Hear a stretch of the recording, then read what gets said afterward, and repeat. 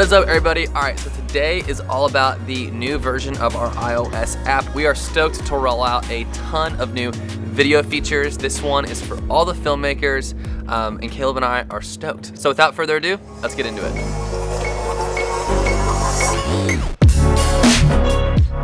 The first feature that I'm super stoked on in this new update is being able to change your bitrate. Being able to control your bitrate is super important because it's basically controlling the quality of your image. We're gonna give you 3 options for your bitrate: standard, medium, and high. High is what Caleb and I will be shooting most of the time just because we want the most quality, but we also give you standard and medium because if you shoot a super high bitrate, there's gonna take up way more memory on your phone. So standard and medium both still look great, but will take up a lot less space. The next feature I'm super stoked on is Waveform and RGB histogram. There's a toggle in the app where you can switch between the two. Waveform I use all the time because if you're only getting exposure by what it looks like on your phone, you leave a lot of room for error with like, is your brightness turned up or not? So Waveform is basically a scientific graph showing you whether you're exposed correctly. The RGB histogram is also for exposure, but it kind of builds on it and it helps you get your video color dialed. So you'll see your reds, greens, and blues, and you can change the white balance in the app to help balance out that video color. The next feature that I am just super stoked on is color profiles. For this, we give you 3 options: default, flat, and log. Default is gonna be the native iPhone colors.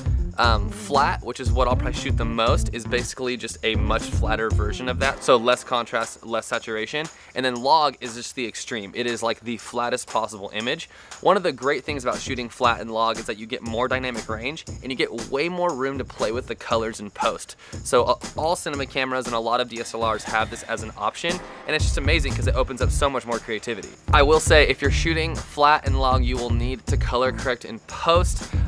Again, I think it's super worth it if you're shooting a short film or shooting on your phone, just because you get to manipulate the colors how you want them. But if you don't want to color correct, then default is a great option and works just great. The next feature, I feel like I just keep saying that, but that's just because there's a bunch of brand new features, is audio levels. Now, audio levels are super important, just like all the other features, because you get to tell whether you're peaking or not. So in the old version of our app, you couldn't tell if you had left channel, right channel, and basically what your audio is doing. But now in our app, as you're filming, you can kind of monitor that audio and know if you're peaking or not. Test, test.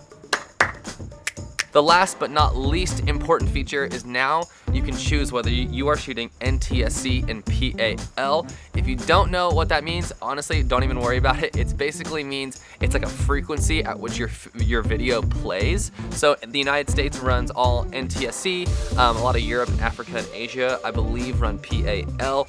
If you want to dive into basically the differences, you can just Google it. That's like a whole nother video in itself. But just know, if you are in Europe or you are overseas and you do not want to shoot NTSC, now PAL is available. All right, real quick, I want to just talk to everyone who uses an Android that might be watching this video. Android for video is coming. It has been a little more work than expected. We've hit some unforeseen snags with it, but we are working on it. Right now, we're looking at a 2-week timeline minimum for when we can get video delivered to the app. But we just want to say thank you for being patient. It is coming. We are working on it. And if you are an Android developer or you know an Android developer, then go ahead and leave a comment below on this video because... Alright guys, so that about wraps it up. Hopefully you are as stoked on the app update features as we are. This is like the most video tools we've ever launched in the app, and Caleb and I are stoked, and it's just even more reason for us to shoot in our own app rather than others. If you have any feature requests or any feedback or any bug fixes, just comment on this video, send us an email, let us know. We want to work with you guys and make this app as amazing as it could. Right now, Caleb and I are basically providing all the filmmaking feedback, so if you're a filmmaker out there and you use our app, let us know what you think. We'd love to hear it. And yeah, we'll see you in the next one. Totally out of coffee. Whatever. Gonna get more.